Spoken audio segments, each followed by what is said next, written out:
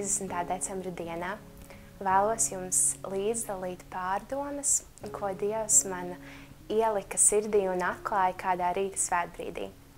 Atvērsim Mateja evaņģēliju, 16. nodaļu, un es lasīšu no 13. līdz 18. pantam.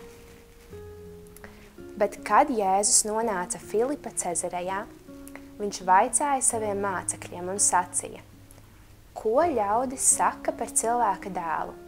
Kas viņš esot? Un viņi atbildēja: citi saka Jānis Kristītājs, citi Elija, vēl citi Jeremija vai kāds no praviešiem. Viņš uz tiem sacīja: bet ko tad jūs par mani sakāt? Kas es esmu? Tad Sīmenis Pēteris atbildēja un sacīja: tu esi Kristus, dzīvā Dieva dēls. Un Jēzus atbildēja un viņam sacīja: svētīgs tu esi, Sīmeni, Jonas dēls, jo miesa un asinis tev to neatklāja, bet mans Tēvs, kas ir debesīs. Un es tev saku, tu esi Pēteris, un uz šīs klints es gribu celt savu draudzi, un ēles vārtiem to nebūs uzvarēt.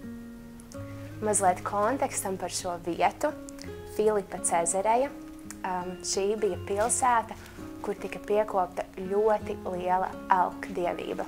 Šo vietu arī sauca par ēles vārtiem, jo tur atradās simtiem altāri šiem elku dieviem, un cilvēki devās uz šo vietu, lai atrastu atbildi uz jautājumu, kas ir Dievs, un arī kurš tad no visiem šiem daudzajiem ir tas īstais. Es ticu, ka Jēzus visu darīja ar nodomu, un Jēzus no visām pilsētām tieši uz šo atveda savus mācekļus, lai uzdotu jautājumu: kas es esmu? Uz šo jautājumu Sīmenis atbildēja: tu esi Kristus, dzīvā Dieva dēls. Un Jēzus pēc tam saka: tu esi Pēteris, un uz šīs klints es gribu celt savu draudzi. Kad Pēteris ierauga, kas ir Dievs, tad Jēzus viņam pasaka, kas ir Pēteris, iedod viņam jaunu vārdu un atklāja, ko Dievs ar Pēteri paveiks.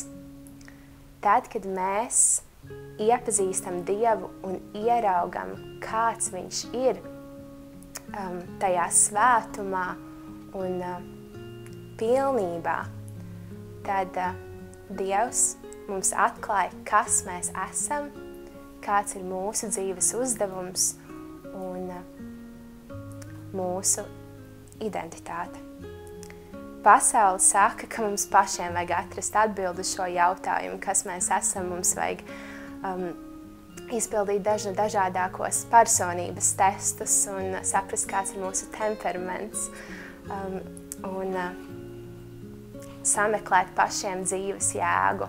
Arī tagad, esot gada nogalē, kad cilvēki raksta jaunā gada apņemšanās un cenšas atrast veidus, kā vēl vairāk sevi pilnveidot, kas nav slikti, tomēr mums vajag atcerēties un saprast, ka mēs nekad šajās lietās nevarēsim atrast piepildījumu.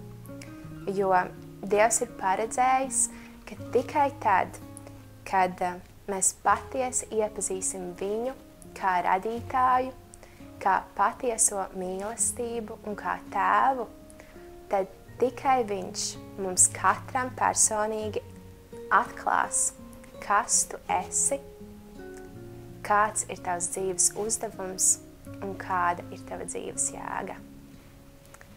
Es no visas sirds jums novēlu arvien ciešāk raudzīties uz debesu Tēvu.